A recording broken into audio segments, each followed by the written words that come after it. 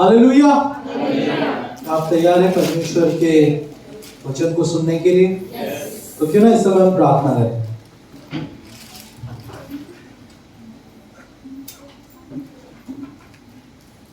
इस समय हम प्रार्थना करेंगे, हम परमेश्वर के पास जाएंगे, प्रभु की अगुवाई मांगेंगे।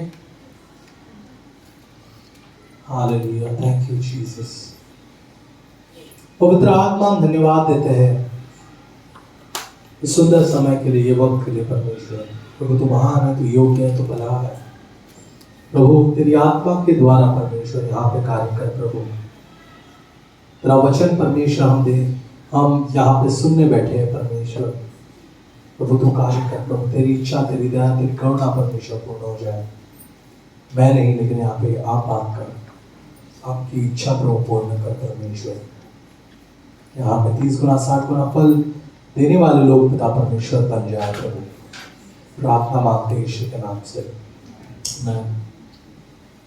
Hallelujah, hallelujah. वचन बिना परमेश्वर की आत्मा के सिर्फ शब्द है। काम कर, बिना परमेश्वर की आत्मा के सिर्फ शब्द है। अगर प्रभु की आत्मा नहीं है तो वचन का कोई मोल नहीं है, कोई मूल्य नहीं है। इसलिए दुनिया में कई सारे बाइबल है, कई सारे लोग हैं, कई सारे लोग वचन को पढ़ते हैं, लेकिन वो प्रभु की आत्मा के द्वारा नहीं होता, इसलिए वो वचन उनके जीवन में कार्य नहीं करता, वो सिर्फ शब्द बनकर रहता है। Hallelujah, hallelujah. अगर हम लोग भी वचन को प्रभु की आत्मा के द्वारा स्वीकार नहीं करेंगे तो वो सिर्फ शब्द ही रह जाएगा। आप लोग समझ रहे हैं मैं क्या कह रहा हूं? अगर हम प्रभु की आत्मा के द्वारा वचन को स्वीकार नहीं करेंगे तो वो सिर्फ शब्द रह जाएगा और शब्द में कोई ताकत नहीं है। लेकिन अगर वचन प्रभु की आत्मा के द्वारा अगर हम स्वीकार करते हैं तो वो शब्द चमत्कार बन जाएगा। Hallelujah, hallelujah. तो इस समय आइए, आज हम कुछ नई चीजों को सीखने वाले हैं। कितने लोग नई बातों को सीखना चाहते हैं? आज हम लोग सीखने वाले हड्डियों के विषय में, एक दूसरे को हड्डियों के विषय में। किसके बारे में सीखने वाले हैं? बाइबल में कई सारी बातें लिखी गई है हड्डियों के विषय में। एक बहुत ही बेहतरीन घटना भी लिखी गई है जहां पे एजिकियल एक तराई में जाता है, परमेश्वर उसे तराई में ले जाता है और वहां पे सारी सूखी हड्डियां हैं और परमेश्वर कहता है वहां पर कि तू बात कर। और जब एजिकियल भविष्यवक्ता वहां पर बात करता है तो वो हड्डियां एक महान सेना बन जाती है, बाइबल बताती है। Hallelujah, hallelujah. लेकिन वो हड्डियों को भी, सूखी हड्डियों के ऊपर भी परमेश्वर का जब शब्द आया, परमेश्वर की जब आत्मा आई, तब वो सेना बनी। Hallelujah, hallelujah. आज भी हम सूखी हड्डियों के विषय में देखने वाले हैं। इसी विषय में आज हम सुनने वाले हैं, इसी विषय में आज हम देखने वाले हैं। हम खोलेंगे दूसरा सैमुएल का किताब, अध्याय 21 को हम खोलेंगे। दूसरा सैमुएल का किताब, अध्याय 21।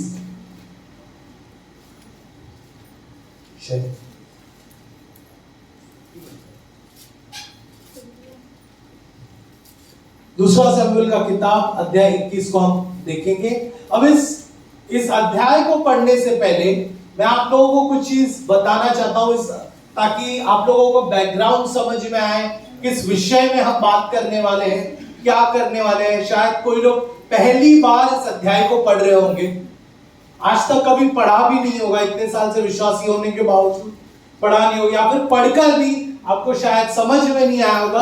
आज हम इस अध्याय के ऊपर थोड़ा मनन करने वाले हैं, थोड़ा सा ध्यान देने वाले हैं। याद रखिए, आज हम हड्डियों के विषय में सीख रहे हैं। किसके विषय में? एक दूसरे से बोलो, हड्डियों के विषय में।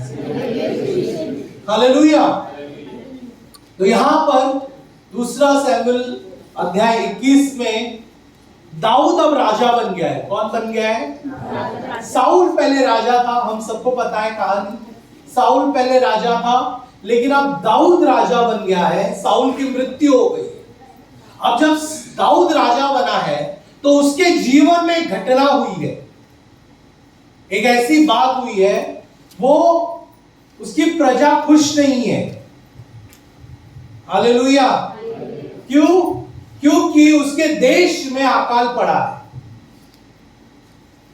परमेश्वर का दास राजा बना है, लेकिन फिर भी जिस देश में का जो देश प्रभु का है, इज़राइल, उस देश में अकाल पड़ा है।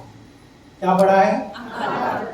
और बाइबल बताती है कि ये अकाल सिर्फ 1 साल के लिए नहीं है, लेकिन लगातार 3 सालों के लिए यह अकाल पड़ा।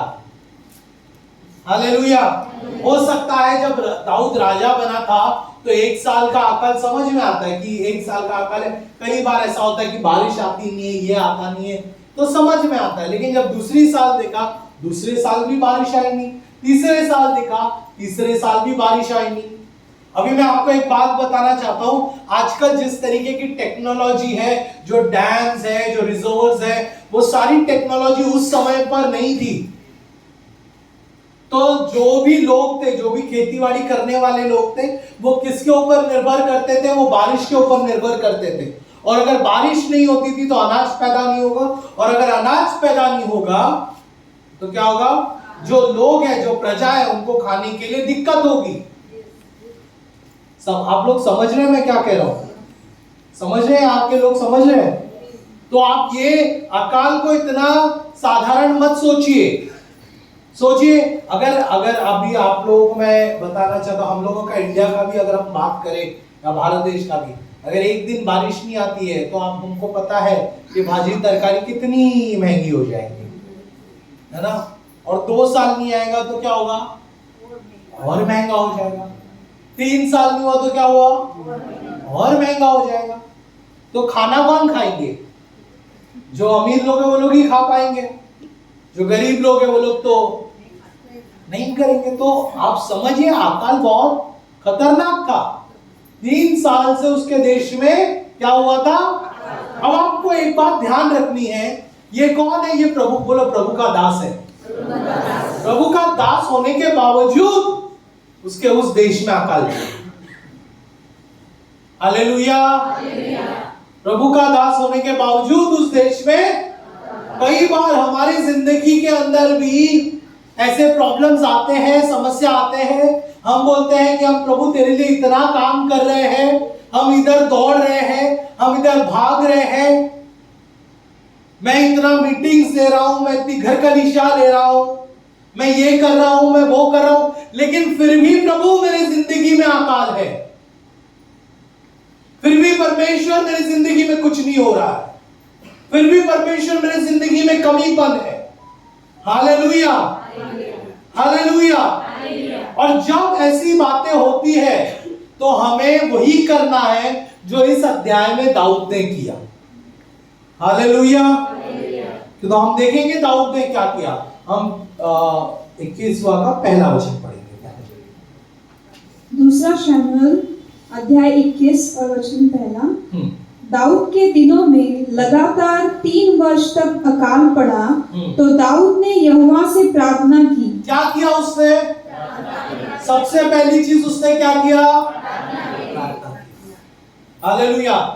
1 साल अकाल पड़ा, 2 साल अकाल पड़ा, 3 साल अकाल पड़ा। ये समझ गया दाऊद कि भाई लगातार 3 साल से मेरे जीवन में अकाल है। ये कोई क्लाइमेट कंडीशन नहीं है, ये कोई प्रॉब्लम नहीं है, ये कोई इवेपोरेशन का टेक्नोलॉजी का प्रॉब्लम नहीं है, ये प्रॉब्लम प्रभु की ओर से है और मुझे घुटना टेकना है, प्रार्थना करना है।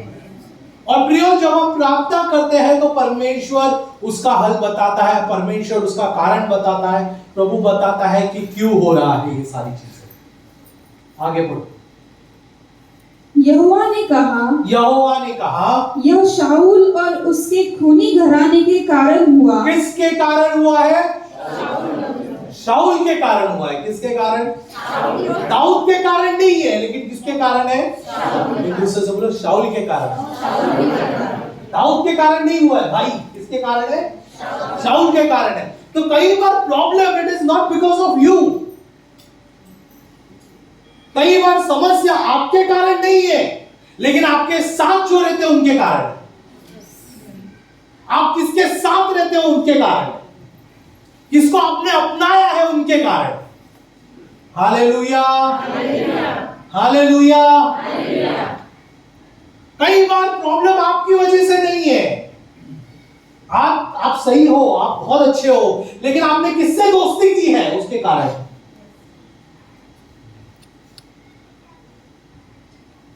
आप किसके साथ अपनी जिंदगी बिताते हो उसके कारण है, किसके साथ अपने ज्यादा समय रखते हो उसके कारण है। तो हमें बात को याद रखना है कि हम किसके साथ रहते हैं। देखो आज ये वचन है, हड्डियों के विषय में हम सीखने वाले, कुछ गहरी बात है। मैं चाहता हूं कि आप लोग ध्यान दीजिए। मैं पिछले 4-5 हफ्तों से इसके ऊपर अध्ययन कर रहा हूं। प्रभु सच में बात कर रहा है और आज भी प्रभु आपसे बात करने वाला है। कुछ नई बातें होने वाली है, कुछ चीजें टूटने वाली है और कुछ नई बातें जुड़ने वाली है। Hallelujah, hallelujah. हमें विश्वास करना है इस बात पर। तो यहाँ पर कहता है दाऊद, परमेश्वर कहता है दाऊद को कि भाई तेरे कारण नहीं है, लेकिन किसके कारण है? शाऊल के कारण। अब शाऊल ने क्या किया था, पढ़ो। क्योंकि उसने गिबोनियों को मरवा डाला था। अच्छा, अभी गिबोनियों नामक लोग इजराइल में रहते थे और उसने उसे मार डाला। तब राजा ने, अच्छा, उसने उसे क्या किया? मार डाला। अभी मैं एक बात बोलूं, शाऊल ने ऐसा कुछ गड़बड़ का काम नहीं किया था। उसने एक योजना बनाई थी। अगर हम शाऊल की कहानी को ठीक से पढ़ते हैं तो हमें पता चलता है कि शाऊल ने एक योजना बनाई थी। वो चाहता था इजराइल में सिर्फ इजरायली लोग रहे। हालेलुया, सिर्फ परमेश्वर के दास, परमेश्वर के लोग रहे, सिर्फ इजराइल में इजरायली लोग रहे। इसलिए दूसरे जाति के लोगों को उसने क्या किया? मार डाला। ध्यान देना इस बात को। उसने क्या किया? दूसरे जाति के लोगों को मार डाला। और क्योंकि उसने दूसरे जाति के लोगों को मार डाला, बाइबल बताती है प्रभु गुस्सा हो गया। Hallelujah, hallelujah. आप बोलेंगे ये क्या बात है? ये तो सही है, परमेश्वर तो कहता है कि इजरायली लोग ही प्रभु के राज्य में आएंगे और ये सारी चीजें।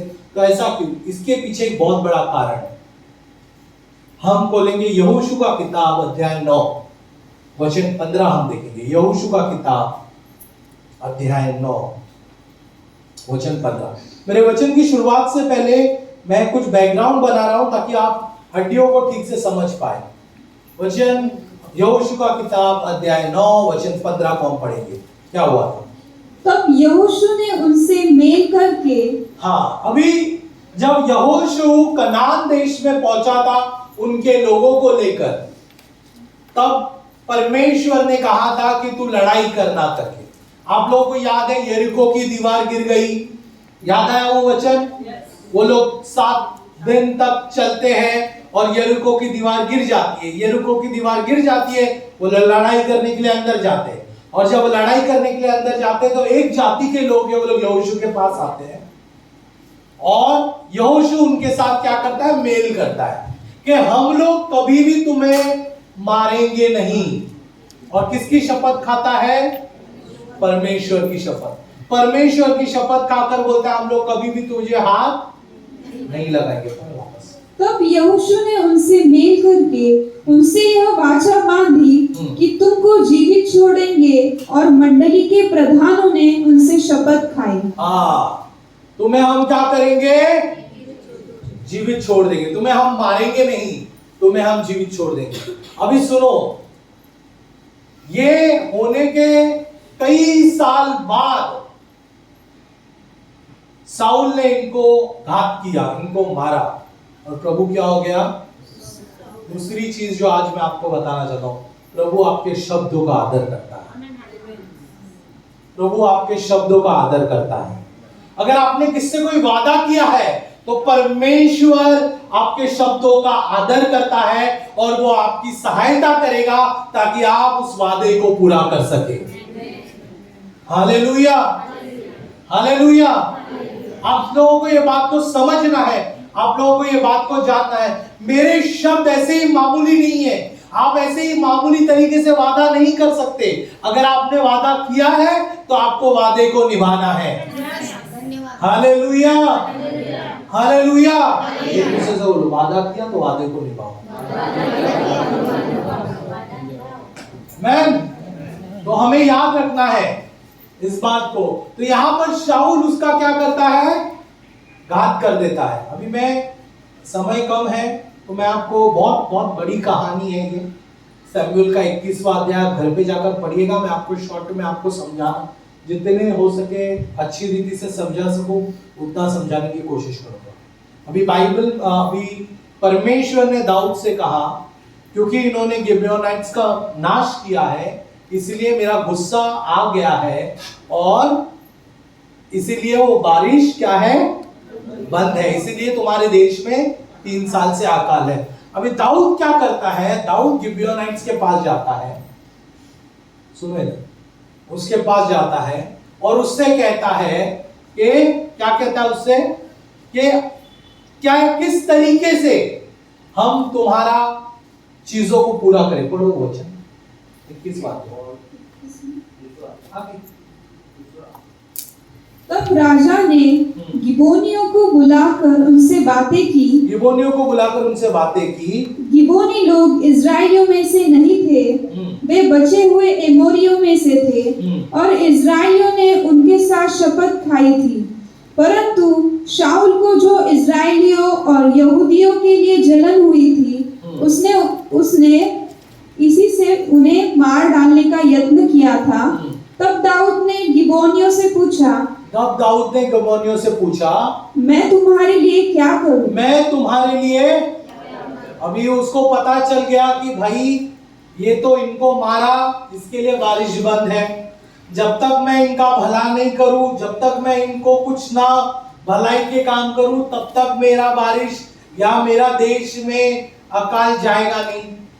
तो वो गिबोनियों के पास जाता है और गिबोनियों के पास जाकर क्या कहता है, मैं तुम्हारे लिए क्या करूं और क्या करके ऐसा प्रायश्चित करूं कि तुम यहोवा के नीच भाग को आशीर्वाद दे सको। तुम यहोवा के नीच भाग को क्या करो, आशीर्वाद दे सको। फिर गिबोनियों ने उससे कहा, हमारे और शाऊल या उसके घराने के मध्य रुपए पैसे का कोई झगड़ा नहीं। हमारा कोई रुपए पैसे का झगड़ा नहीं है। क्या बोलता है, रुपए पैसे का झगड़ा नहीं है कि तुम मुझे रुपया दे दो और ठीक हो जाएगा। क्या किया है, तुम्हारे राजा ने मेरे लोगों को मारा है, वो प्रॉब्लम है। तो ये सॉल्व कैसे होगा, कैसे होगा? और ना हमारा काम है कि किसी इजराइलियों को मार डालें। उसने कहा, जो कुछ तुम कहो वही मैं तुम्हारे लिए करूंगा। जो कुछ तुम कहो वही मैं तुम्हारे लिए करूंगा। उन्होंने राजा से कहा, जिस पुरुष ने हमको नष्ट कर दिया, जिस पुरुष ने हमें नष्ट किया है और हमारे विरुद्ध ऐसी युक्ति की, हाँ, कि हमारा ऐसा सत्यानाश हो जाए कि इजराइल के देश में आगे को न रह सके, उसके वंश के 7 जन हमें सौंप दिए जाए और हम उन्हें यहोवा के लिए, यहोवा के चुने हुए शाऊल की गिबा नामक बस्ती में फांसी देंगे। बस, गिबा नामक बस्ती में हम उसे क्या करेंगे, फांसी देंगे। अभी यहाँ पर क्या हुआ है, देखो शारीरिक रीति में हम समझ सकते हैं कि वो, उन्होंने उस जाति का नुकसान किया साउल ने, और क्योंकि उस साउल ने नुकसान किया तो गिबेयोनाइट्स के राजा ने या उनके लोगों ने, उनके प्रधान ने बोला कि अगर आपको ये नुकसान की भरपाई करनी है तो आप क्या करो, उसके घराने के 7 पुरुष हमें दे दो, हम उनको फांसी देंगे। कितने पुरुष दो? 7 पुरुष दो, हम लोग उसको क्या करेंगे, फांसी देंगे और हम लोग उसका न्याय करेंगे। अभी मैं जो आज आपको बताना चाहता हूं वो ध्यान रखिएगा। सबसे पहली चीज जो मैंने आपको बताई थी कि कई बार ऐसा होता है कि प्रॉब्लम हमारे वजह से नहीं है, लेकिन प्रॉब्लम जो है वो हमारे जो अगल बगल के लोग हैं उनके वजह से आती है। और फिर क्या होता है, कई बार हम विश्वासी बनने के बाद हम वो चीजों को छोड़ देते हैं, लेकिन उसकी संतान आज भी हमारी जिंदगी में जीवित है। आप समझ रहे हैं मैं क्या कह रहा हूं? उसकी संतान हमने पाप को स्वीकार किया और हमने कहा कि परमेश्वर मैं पापी हूं, मुझे छोड़, मुझे माफ कर दे। हम लोग इस तरीके से हम लोग गलतियों को स्वीकार करते हैं और हम परमेश्वर के पास आते हैं और परमेश्वर कहता है कि तुम्हें मैंने स्वीकार किया है। लेकिन हमें यह जांचना है, क्या अभी भी झूठ की संतान मेरे जीवन में है? अभी भी जलन की संतान मेरे जीवन में है? अभी भी कोई और संतान मेरे जीवन में है? क्योंकि जब तक वो चीजें हमारे जीवन में है और जब तक हम उसे फांसी पर नहीं लटकाएंगे, जब तक हम उसको मरण नहीं देंगे, तब तक हम एक जीवित पुरुष नहीं बन सकते। हालेलुया। हमें यह बात को जानना, एक बात को समझना जरूरी है। परमेश्वर का वचन क्या कहता है? तुम एक नई सृष्टि हो, पुरानी बातें बीत गई। और कई सारे लोग आज कलीसिया में पुरानी बातों को लेकर चल रहे हैं। वो संतान पहले छोटे थे, लेकिन आज वो बड़े पेड़ बन चुके हैं, बड़ी चीजें बन चुके हैं।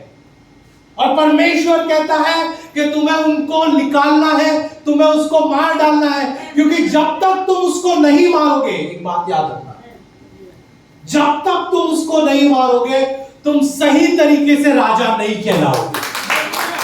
अब मैं आपको बताता हूं रहस्य। प्रभु का दिमाग देखो। परमेश्वर सबसे बड़ा बुद्धिशाली है। परमेश्वर ने क्या कहा था?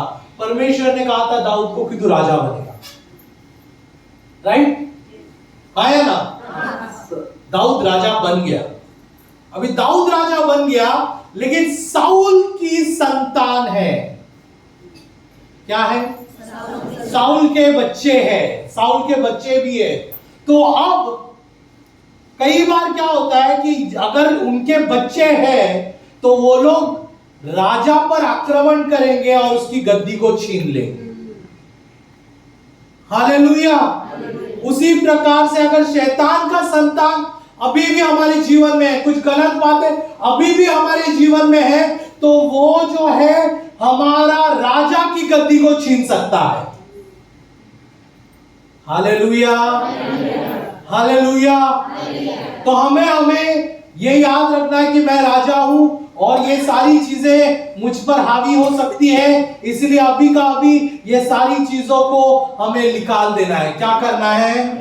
एक दूसरे से बोलो, निकाल देना। बाइबल बताती है कि दाऊद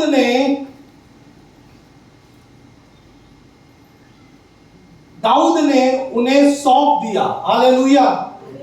क्या किया? उन लोगों को सौंप दिया और सौंप देने के बाद उन पर फांसी लगाई गई। और फांसी लगाने के बाद बीच में एक और चीज हुई है, लेकिन उसकी ओर हम बात ना करके हम थोड़ा सा और आगे बढ़ेंगे। 12वां वचन की ओर जाएंगे। ध्यान दीजिए जो 12वां वचन की ओर। तब दाऊद ने जाकर शाऊल और उसके पुत्र योनातान की हड्डियों को तब दाऊद ने जाकर साउल और उसके पुत्र योनातान की किसको? हड्डियों। और आज हम किसको सीखने वाले हैं? किसको सीखने वाले हैं? हड्डियों को गिलादी याबेश के लोगों से ले लिया। गिलादी याबेश के लोगों से ले लिया जिन्होंने चुराया था। उन्हें बेतशान के उस चौक से चुरा लिया था जहां पलिश्तियों ने उन्हें उस दिन टांगा था। जब उन्होंने शाऊल को गिलबो पहाड़ पर मार डाला था। आगे। वह वहां से शाऊल और उसके पुत्र योनातान की हड्डियों को ले आया और फांसी पाए हुओं की हड्डियों भी इकट्ठी की। तब शाऊल और उसके पुत्र योनातान की हड्डियां बेन्यामीन के देश के जेला में शाऊल के पिता कीश के कब्रिस्तान में गाड़ी गई। कीश के कब्रिस्तान में क्या किया गया? मैं आपको एक बात कहना चाहता हूं कि ये जो कई बार हम लोग चीजों को खत्म कर देते हैं, लेकिन हम गाड़ते नहीं है। क्या नहीं करते हैं? गाड़ते नहीं है। जब तक हम गाड़ेंगे नहीं, तब तक वो हमारी जिंदगी में हमेशा ऊपर आता रहेगा। हालेलुया। और बास मारेगा, है ना? गंदा स्मेल आता है ना, गंदा बास आता है। क्योंकि हमने क्या नहीं किया है, गाड़ा नहीं। अब आपकी जिंदगी में चीजें गाड़ी जानी चाहिए। हम लोग एक और वचन को देखें, भजन संहिता 38:3।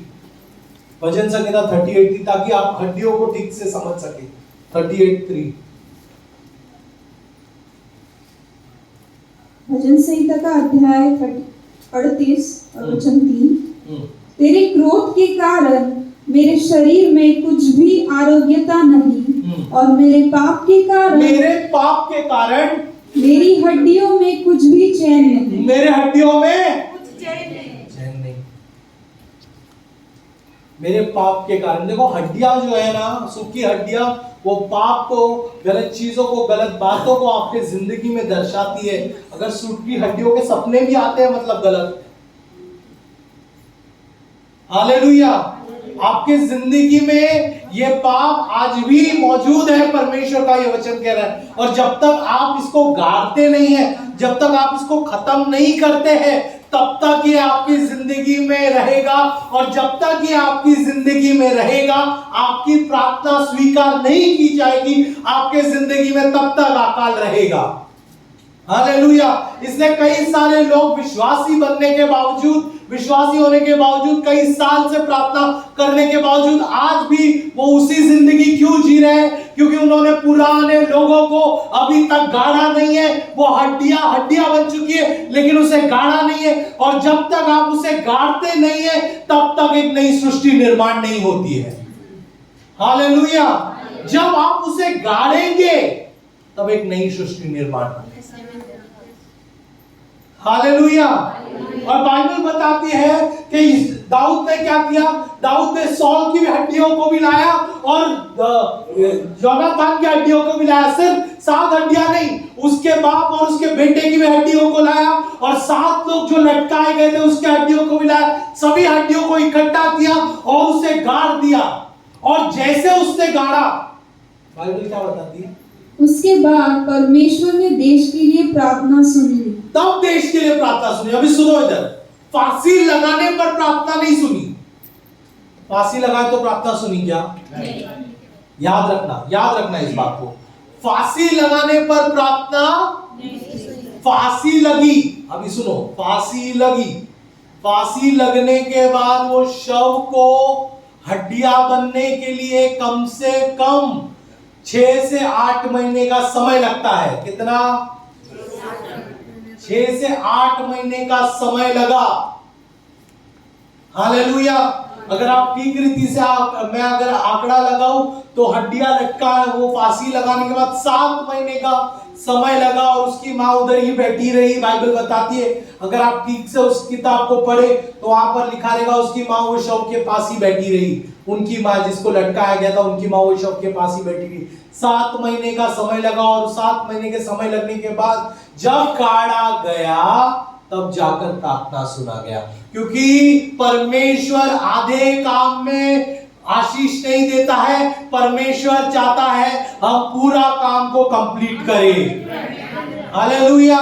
आधी चीज में अगर आपने प्रार्थना किया है, प्रभु मैं झूठ नहीं बोल रहा हूं, और धीरे धीरे वो झूठ का आत्मा आपके जीवन में वापस आ रहा है, वो जलन का आत्मा आपके जीवन में वापस आ रहा है। हर दिन हमें प्रार्थना करना है, हर दिन हमें कहना है प्रभु मेरी जिंदगी से ये चीजों को निकाल दे, प्रभु मेरी जिंदगी से ये चीजों को निकाल दे, और कोशिश करना है ताकि आप संपूर्णता से उसे गाड़े। हालेलुया। हालेलुया। और जब आप संपूर्णता से उसे गाड़ेंगे, तब जाकर आप एक नई सृष्टि बनेंगे। और कैसे गाड़ेंगे आप? कैसे गाड़ेंगे? बिना परमेश्वर के, बिना यीशु की सहायता से आप अपने पुराने जीवन को खत्म नहीं कर सकते। आपका पुराना जीवन खत्म करने के लिए आपको यीशु मसीह की सहायता की सख्त जरूरत है। हालेलुया। हालेलुया। कई बार हम लोग सोचते हैं हमारे बल से हम चीजों को कर लेंगे, हमारे बल से हम ये कर लेंगे, हमारे बल से वो कर लेंगे। मैं एक बात कहना चाहता हूं, जो चीजें आपके जीवन में आत्मा के द्वारा डाली गई है, वो केवल आत्मा के द्वारा ही निकाली जा सकती है। हालेलुया। हालेलुया। जो चीजें आपके आत्मा में डाली गई है, वो परमेश्वर आत्मा के द्वारा ही निकाली जा सकती है। आपको बदलने के लिए प्रभु की जरूरत है। एक दूसरे से आपको बदलने के लिए प्रभु की जरूरत है। पुरानी चीजों को छोड़ने के लिए आपको प्रभु की जरूरत है। बिना परमेश्वर के, याद रखिए, बिना परमेश्वर के आप कोई भी चीजें नहीं कर सकते। हालेलुया। परमेश्वर की जरूरत आपकी जिंदगी में है। कई सारे विश्वासी लोगों को लगता है कि मैं अभी विश्वासी बन गया हूं, साल हो गए हैं, मैं बाइबल पढ़ता हूं, मैं अच्छा अभी, तो कई बार ऐसा होता है कि प्रभु से बढ़कर अपने आप में आ जाता है। मेरे भाई मेरे बहनों, अपने आप में मत आओ, प्रभु के साथ जाओ। प्रभु चाहिए आपको। Hallelujah, hallelujah. और परमेश्वर ने जैसे सबको बदला है वैसे आपको भी बदलेगा। मैं बाइबल बताती है कि यीशु मसीह जब पानी में उसने डुबकी मारी, जब यूहन्ना बपतिस्मा ने उसे पानी में डाला, तब बाइबल बताती है कि कबूतर आत्मा जो है वो एक कबूतर के समान प्रभु के ऊपर उतर आया और उसने कहा ये मेरा प्रिय पुत्र है। यानी कि आत्मा ने भी साक्षी दी कि यीशु मसीह उसका प्रिय पुत्र है और वो कबूतर के समान उतर आया। जब आप अपने चीजों को गाड़ दोगे परमेश्वर में, तो पवित्र आत्मा आपकी जिंदगी में उतर आएगा। हालेलुया। और जब पवित्र आत्मा आपकी जिंदगी में उतर आएगा, तो आपकी जिंदगी में से अकाल हटकर परमेश्वर की बरसात आ जाएगी। Hallelujah, hallelujah. लेकिन जब तक यीशु मसीह खुद उस पानी में नहीं गया, तब तक प्रभु की आत्मा आई नहीं। उसी प्रकार से जब तक खुद आप अपनी चीजों को गाड़ेंगे नहीं और कहेंगे कि मैं अब नया हूं, तब तक परमेश्वर की आत्मा आएगी नहीं। और जैसे परमेश्वर की आत्मा आएगी, आप एक नई सृष्टि बन जाओगे। प्रभु अपने अधिकार से कहेगा कि ये मेरा बेटा है, ये मेरी बेटी है, और अब जो दुनिया की चीजें मैंने उसके लिए रखी है, अब मैं उसके लिए देने वाला हूं। Hallelujah, hallelujah. मेरा एक फेवरेट वचन है, लेकिन मैं कहूं 20 साल बाद ना मुझे उस वचन का सही अर्थ पता चला। और कई सारे लोग उस वचन को भी मेरे ऐसे ही लेते होंगे जो मैं पहले लेता था। मत्ती का 6 अध्याय वचन 33।